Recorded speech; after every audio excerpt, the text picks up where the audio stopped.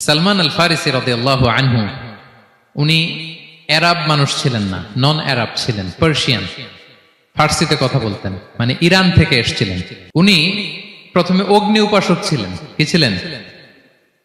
অর্থাৎ ওই যে জরাথুস্ত যারা আগুন দেখলে এরা পূজা করে, আগুনের পূজা যারা করে, জরাস্ট্রেনিয়ান, এই ধর্মে বিশ্বাসী ছিলেন। আগুনের পূজা করতেন ইরানে। তিনিও আগুনের পূজা করে, তার বাবাও আগুনের পূজা করে। তো একদিন বাবা একটা কাজে পাঠিয়েছে, ওই কাজ করতে যেয়ে সে খ্রিস্টানদের গির্জা ক্রস করতেছিল। ছোট মানুষ গির্জা ক্রস করতে যেয়ে দেখে খ্রিস্টানরা কেমন যেন আলাদা ইবাদত করে, নামাজ পড়ে। এটা দেখে খুব ভাল লাগছে, তার খুব ভাল লাগছে। বাড়িতে এসে বাবারে বলে, বাবা আমি দেখলাম যে খ্রিস্টানরা তাদের চার্চে গির্জায় নামাজ পড়ে, এটা তো অনেক সুন্দর, আমরা যে আগুনের সামনে যা করি এটার চেয়ে ওইটা সুন্দর। বাবা বলে, খাইছে, ছেলে তো আমার শেষ হয়ে যাবে। তো বলতেছে, না না বাবা, আমরা যে আগুনের উপাসনা করি এটাই ভালো। উনি বলেন, না, আমি অনেক চিন্তা করেছি, ওরা যেভাবে গডের কাছে চায় ওইটা শ্রেষ্ঠ।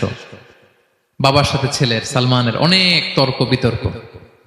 পরে বাবা ভাবলেন, যদি ওকে না আটকাই তাইলে প্রভাবিত হয়ে সে খ্রিস্টান হয়ে যেতে পারে। তো ঝগড়া তর্ক বিতর্ক শেষে তার পিতা তাকে শেকলবন্দি করলো। কি করলো? পায়ে শেকল লাগায় রাখছে। কিন্তু ছেলে তো মনে মনে খ্রিস্ট ধর্মের প্রতি আকৃষ্ট হয়ে গেছে। তো ওই খ্রিস্টানরা তার সাথে লুকিয়ে যোগাযোগ করত। সালমান ওই খ্রিস্টানদেরকে বলল যে, তোমাদের খ্রিস্টান ধর্মের উৎপত্তি কোথায়? বলে, সিরিয়াতে। বলতেছে, এখান থেকে কোনো কাফেলা সিরিয়া যাবে নাকি? বলতেছে, হ্যাঁ, মিশনারি ওয়ার্কে একটা কাফেলা আসছে, যাবে। বলতেছে, যেদিন যাবে আমাকে বলবে। তো যেদিন যাবে তাকে এসে বলা হয়েছে তার বাবা নাই, সে শিকল ভেঙে, শিকল সহ ওই কাফেলার সাথে যে জড়িত হয়েছে। দেখেন বিশ্বাস, আদর্শ মানুষকে কিভাবে উজ্জীবিত করে। উনি চলে গেলেন সিরিয়াতে। সিরিয়াতে যে এক পাদ্রির হাতে বায়াত হলেন, কিন্তু এই পাদ্রিটা ছিল ভণ্ড। সে খ্রিস্টানদের দান সৎকা নিয়ে গরিবদের না দিয়ে নিজেই খেয়ে ফেলতো। তো বেচারা পড়লো বিপদে, যে হায় রে, এত সুন্দর ধর্ম রে কারাপ্টেড করতেছে সে। পরে এই পাদ্রি যখন মারা গেল, সালমান সে আরেক পাদ্রির কাছে গেল। আরেক পাদ্রির কাছে গেল। ওই পাদ্রি আবার অনেক ভালো, খুবই ইবাদত করে।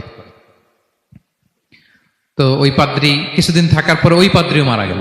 ওই মারা যাওয়ার আগে সে জিজ্ঞেস করতেছিল যে, পাদ্রি, এই বর্তমান পৃথিবীতে সবচেয়ে ভালো খ্রিস্টান পাদ্রি কে? বলতেছে, আর কেউ নাই। যদি ভালো খ্রিস্টান পাদ্রি তোমাকে পেতে হয়, জানতে হয়, তোমাকে ইরাকের মোসেল শহরে যেতে হবে। এবার মোসেলে যে সে আরেক খ্রিস্টান পাদ্রির কাছে থাকলো। কিছুদিন পরে ওই পাদ্রিও মারা গেল। তো মৃত্যুর আগে তাকে জিজ্ঞেস করছিল যে, পাদ্রি আপনি বলেন তো, আপনার পরে শ্রেষ্ঠ পাদ্রি কে আছে পৃথিবীতে? সে বলতেছে, আমার পরে শ্রেষ্ঠ কোনো পাদ্রি আর পৃথিবীতে নাই। খ্রিস্টান ধর্ম শেষ হয়ে গেছে, নাই। তবে জেনে রেখো, শেষ জামানার নবী আসার সময় ঘনিয়ে এসছে। তিনি যে এলাকায় আসবে, এলাকাটা চারদিকে পাহাড় বেষ্টিত থাকবে। চারদিকে থাকবে পাহাড়, খেজুরের বাগান, মরুদ্যান।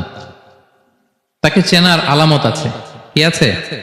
আলামত আছে। এক নম্বর আলামত হচ্ছে, ওই শেষ নবীকে দানের খাবার দিলে তিনি খায় না, কিন্তু উপহার দিলে সে নেয়, খায়। আর তার পিঠে দুই কাঁধের মাঝখানে একটা নবুয়তির মোহর আছে।